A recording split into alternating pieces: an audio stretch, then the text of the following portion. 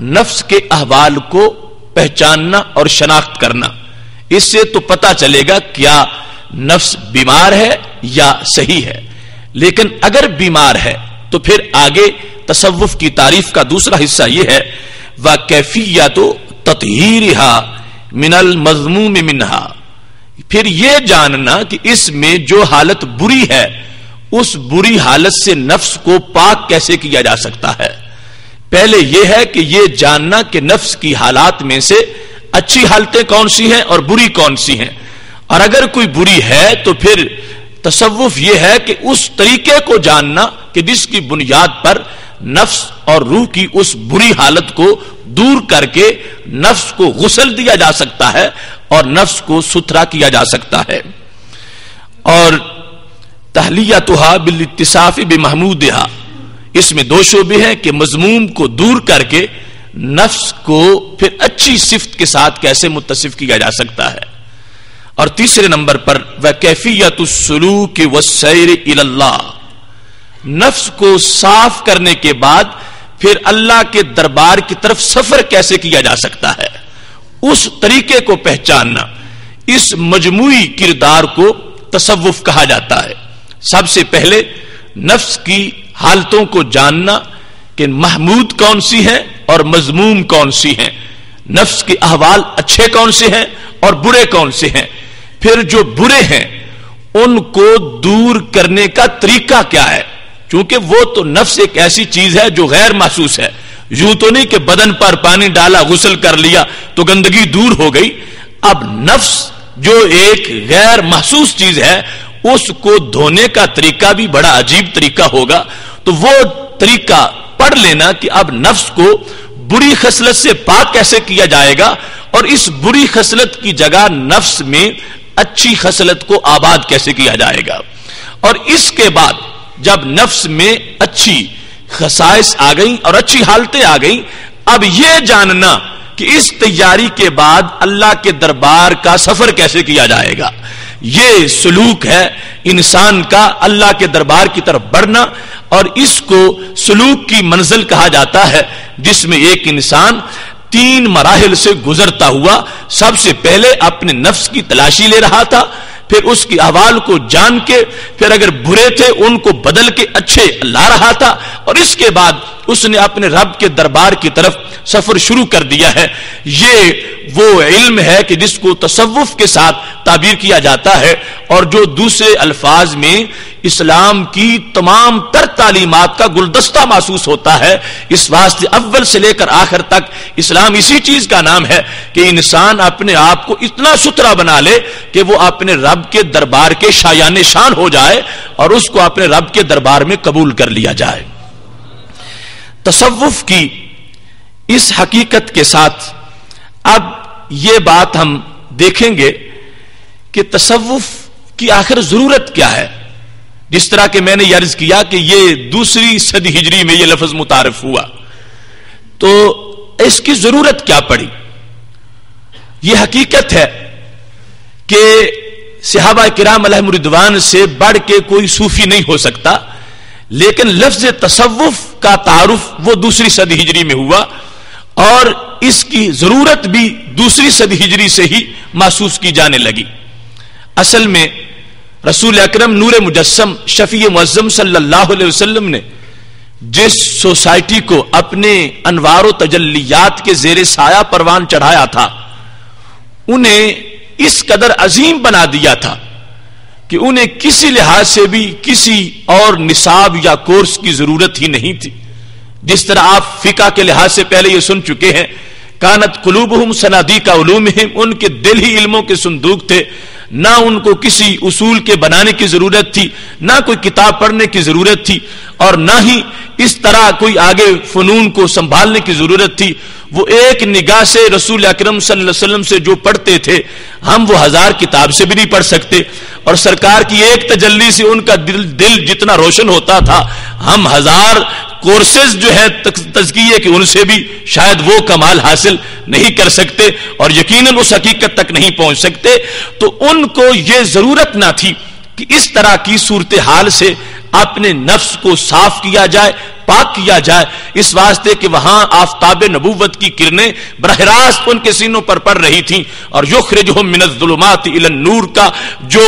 کردار تھا اس کی وجہ سے ان کو اتنا مطہر اور مقدس بنا دیا گیا تھا، انہیں اور کسی چیز کی ضرورت ہی نہیں پڑتی تھی۔ رسول اکرم صلی اللہ علیہ وسلم کی مقدس نگاہ کے انوار و تجلیات ہی ان کے دلوں کو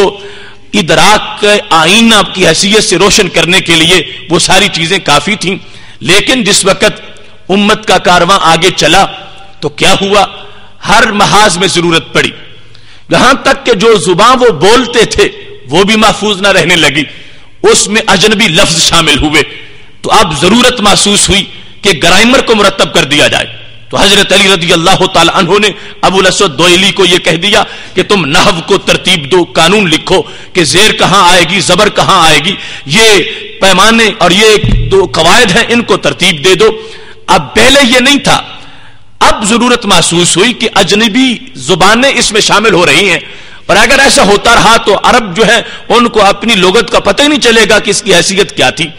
ایسے ہی علم شریعت کی تدوین کے لحاظ سے جب خطرہ محسوس ہوا تو حضرت امام اعظم ابو حنیفہ رحمہ اللہ تعالی نے فقہ کی تدوین کی اور شریعت کو مدون کیا۔ بعد والے مرحلے میں محدثین نے حدیثوں کو اکٹھا کرنا شروع کر دیا۔ تو یہ سارے کام ضرورت کے پیش نظر تھے۔ تو جس طرح ان میدانوں میں ضرورت محسوس کی جا رہی تھی، ایسے ہی عمل کے میدان میں بھی ضرورت تھی کہ نئی قومیں دائرہ اسلام میں داخل ہوئی ہے، اور پھر خود شیطان کے وساوس روزانہ انسان کو گندا کرنے کی کوشش کر رہے ہیں۔ تو کوئی ایسا شعبہ بھی ہونا چاہیے جس سے وہ کیفیت محفوظ کی جائے جو رسول اکرم صلی اللہ علیہ وسلم کے پاس بیٹھے ہوئے صحابہ کے عمل کی کیفیت ہوتی تھی۔ تو جس طرح علم کے لحاظ سے پہرے کی ضرورت پڑ گئی کہ پرانا علم جو ہے اس کو محفوظ کیا جائے تاکہ علم اٹھ نہ جائے اور بعد کا نقصان نہ ہو جائے، تو ایسے ہی عمل کی جو بلندیاں تھیں ان کو محفوظ کرنے کے لیے اور بگاڑ سے عمل کو بچانے کے لیے اور آئندہ کی بہتری کے لیے جس چیز کی ضرورت محسوس کی جا رہی تھی اسی کو تصوف سے تعبیر کیا جاتا ہے۔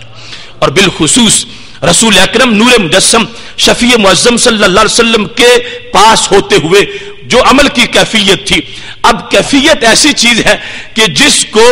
لفظوں میں بیان نہیں کیا جا سکتا، اس کے لیے خود دل میں ایک نور پیدا کرنا پڑتا ہے، ایک چاشنی اور ایک ذوق پیدا کرنا پڑتا ہے۔ تو ایسے اصول بنا دیے گئے کہ جن پر انسان جب چلے گا تو اس کا تعلق بارگاہ نبوت کے ساتھ مضبوط ہو جائے گا، اور جس طرح علم اس قوم اور امت کے اندر محفوظ ہو جائے گا، ایسے ہی ماضی کے لحاظ سے عمل کا ذخیرہ بھی محفوظ ہو جائے گا، اور مستقبل کی راہیں کو اس سے تلاش کرنا یہ امت مسلمہ کے لیے آسان ہو جائے گا۔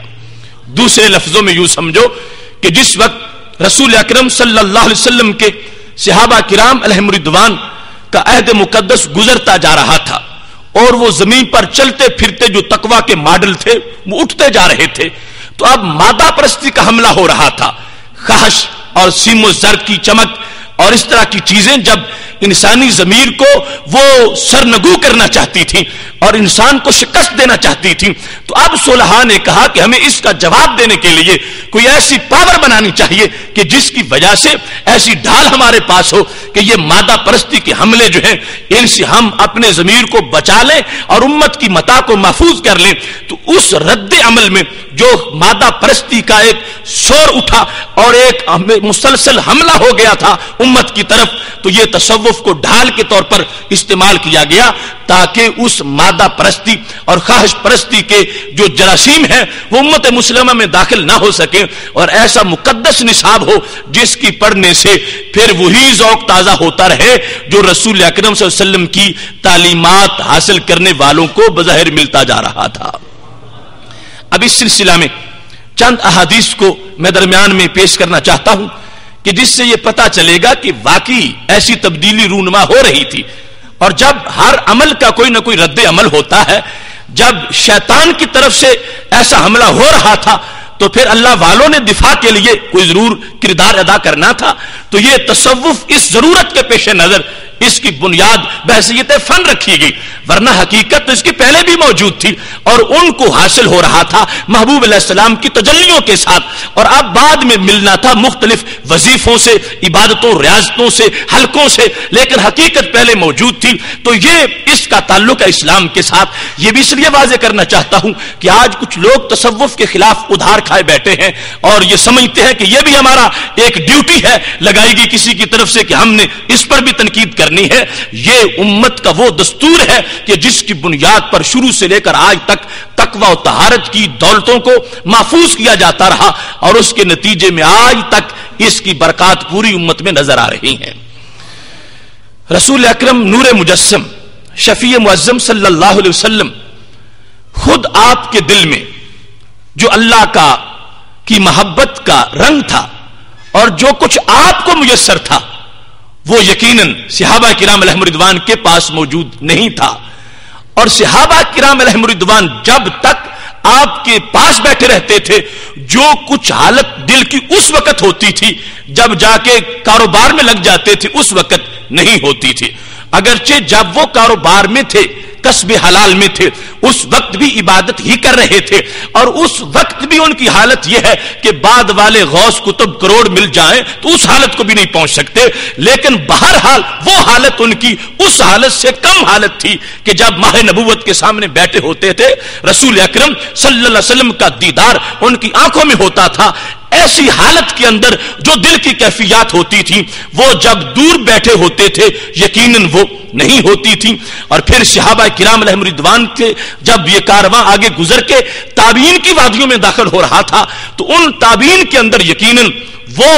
حالت دل نہیں تھی جو صحابہ کرام علیہم رضوان کے اندر موجود تھی۔ اب سوچ لو وہ تابعین کہ جن کی صدی کو بھی خیر القرون میں شامل کیا گیا ہے اور جن کے بارے میں یہ آگیا ہے کہ ان کے قریب بھی جہنم کی آگ نہیں جائے گی، اس واسطے کہ انہوں نے رسول اکرم صلی اللہ علیہ وسلم کے صحابہ کو دیکھا ہے، لیکن بتدریج تبدیلی ضرور آ رہی تھی اور ایک تغیر آ رہا تھا دل کی دنیا کے لحاظ سے۔ اگرچہ زہد تابعین کا بھی کسی امت میں کوئی ہمیں مثال نہیں ملتی، اتنا بڑا زہد اور تقویٰ تھا تابعین کا، لیکن صحابہ کے مقابلے میں تبدیلی آ چکی تھی۔ تو جب مسلسل ایک انحطاط آ رہا تھا اور تبدیلی کی طرف ایک میلان بڑھ چکا تھا تو اب اس تصوف کی ضرورت کو محسوس کیا گیا کہ پہلے لوگوں کو تو بارگاہ نبوت سے ملا ہوا جو فیض براہ راست تو پایا ہے اور پھر بالواسطہ اس کا بہت بڑا حصہ ان کے لیے موجود ہے، اور اب ہمیں ہر جہت کے لحاظ سے چونکہ سامنا کرنا ہے، ہر شخص ایسا نہیں کہ جس کا دل اتنا بارگاہ نبوت سے ملا ہوا ہو کہ آج بھی ویسے ہی فیض حاصل کر سکے، اگرچہ ادھر سے تو کوئی کمی نہیں ہے، لیکن ہر شخص کی صلاحیت اجاگر کرنے میں بھی تو وقت لگے گا۔ وہ صلاحیت کو زندہ کرنے والا فن اور تابندہ کرنے والی چیز اس کو تصوف کے نام سے تعبیر کیا جاتا ہے، اور اس انداز میں ضرورت محسوس کرتے ہوئے امت کے صالحین نے ایک نصاب کی شکل میں اس امت کو تصوف کا کورس عطا فرما دیا ہے۔ اب یہ جو میں نے بیان کیا اس کی حدیث سے ہمیں واضح طور پر مثال نظر آتی ہے۔ حضرت ابو ذر غفاری رضی اللہ تعالیٰ عنہ اس کے راوی ہیں، اور یہ حدیث شریف صحیح مسلم شریف میں موجود ہے، حدیث نمبر 2750 کہ رسول اکرم صلی اللہ علیہ وسلم ایک دن فرمانے لگے واللہ لو تعلمون ما اعلم لضحکتم قلیلا ولبکیتم کثیرا۔ میرے صحابہ اگر تمہیں اتنا پتا چل جائے جتنا مجھے پتا ہے اور تمہیں اتنا علم آ جائے جتنا مجھے ہے تو پھر تم زیادہ روتے رہو اور کبھی بہت کم تمہیں ہنسی آئے اور ہنسنے کا وقت ملے تم روتے ہی رہو۔ تم جو آج تمہیں کچھ وقت ایسا ملتا ہے کہ جس میں ہنس لیتے ہو اور اپنے کاروبار میں جا کے لگ جاتے ہو، تمہیں وہ علوم حاصل نہیں جو مجھے حاصل ہیں۔ تو ایک تو یہاں سے یہ بھی پتا چلا کہ مجموعی طور پر وہ لوگ صحابہ کرام علیہم رضوان کہ ہم کروڑوں ان کے علم کے ایک چلو کا مقابلہ نہیں کر سکتے، میرے محبوب علیہ السلام کے علم کا عالم کیا ہوگا کہ ان سب کے مقابلے میں فرما دیا کہ تمہیں وہ معلومات نہیں ہے جو میرے رب نے مجھے معلومات عطا فرمائی ہیں۔ اور پھر علم یہ خوف پیدا کرتا ہے اور اس کی بنیاد پر عمل آتا ہے تو اس سے بھی پتا چلا کہ کوئی امتی نبی علیہ السلام سے عمل میں کیسے بڑھ سکے گا جب صدیق و فاروق، عثمان و علی، طلحہ و زبیر، سعد و سعید رضوان اللہ علیہم اجمعین ایسے لوگ آگے نہیں جا سکتے تو آج کا کوئی کیسے جا سکتا ہے؟ فرمایا تمہیں اگر مجھ جتنا علم آ جائے تو پھر تم اکثر روتے رہو اور بہت کم تمہیں ہنس